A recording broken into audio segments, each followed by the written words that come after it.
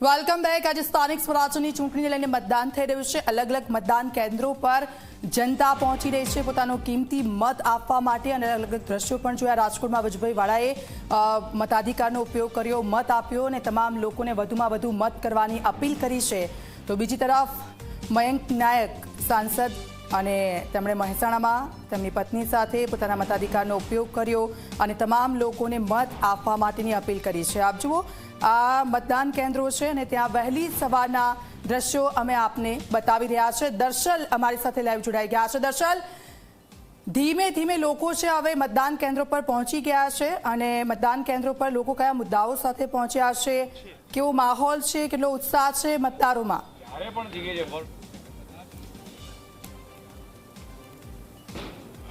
હું ઠક્કરબાપાનગર વોર્ડ ખાતે છું કે જ્યાં ભાજપ પ્રદેશ પ્રમુખ રહે છે તે ભાજપ સાથે એ મતદાન કરવા માટે જે છે તેઓ અહીંયા નીકળ્યા છે અને તેમની સાથે કાર્યકર્તાઓ, સોસાયટીના લોકો, એ તમામ લોકો અહીંયા જોડાયા છે। તેમની સાથે વાત કરું। જગદીશભાઈ, આજનો દિવસ અહીંયા જોઈ શકાય છે કે એ પોતાના પરિવાર, સોસાયટીના સભ્યો અને લોકો સાથે વ્યસ્ત છે। જગદીશભાઈ, લાઈવ ચાલી રહ્યું છે, લોકોને શું કહેશો? આજનો દિવસ કેટલો મહત્વનો છે? સ્થાનિક 2 મિનિટ પણ પછી લે સ્થાનિક સ્વરાજની જે રીતે ચૂંટણી આખા રાજ્યમાં યોજાઈ રહી છે, જે રીતે ગુજરાતનો સર્વાંગી વિકાસ થયો છે છેલ્લા 25-30 વર્ષથી, જે રીતે દેશના યશસ્વી પ્રધાનમંત્રી માનનીય મોદી સાહેબે વિકાસની રાજનીતિની ભેટ સમગ્ર દેશને આપી છે।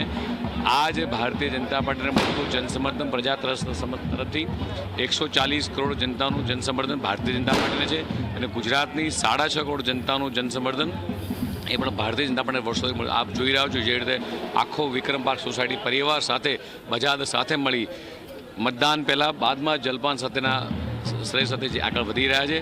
આજ આગામી દિવસોના રિઝલ્ટમાં પણ આ જ રીતે 50,000 બૂથની અંદર ભારતીય જનતા પાર્ટીનો કાર્યકર્તા ચૂંટણી લડી રહ્યો છે। 50,000 બૂથની અંદર ભારતીય જનતા પાર્ટીનો ભવ્યથી ભવ્ય વિજય થશે। અજીતભાઈ, ગરમીનો સમય અને સાથે એસઆઈઆર બાદનું આ પહેલું એ મતદાન, શું લાગે છે કેવું મતદાન રહેવાનું છે? ગરમી વચ્ચે મતદાન, શું કહેશો લોકોને? ગુજરાતની 6.5 કરોડ જનતાને આપના માધ્યમથી ચોક્કસ કે ગરમી છે, સવારે વહેલા મતદાન થાય અને વિકાસને જનસમર્થન મળે એ જ અભ્યર્થના। એટલે વહેલા મતદાન થાય અને એ ગરમીમાં સવારે લોકો મતદાન કરવા જાય તે પણ એક તેમનું કહેવું છે અને સાથે એ જે વાત તેમને કહી છે કે એ વિકાસની વાત, એ કામની વાત એ તેઓ કરી રહ્યા છે અને તેને જન સમર્થન પણ મળી રહ્યું છે લોકોનું, તેવું પણ કહેવું છે।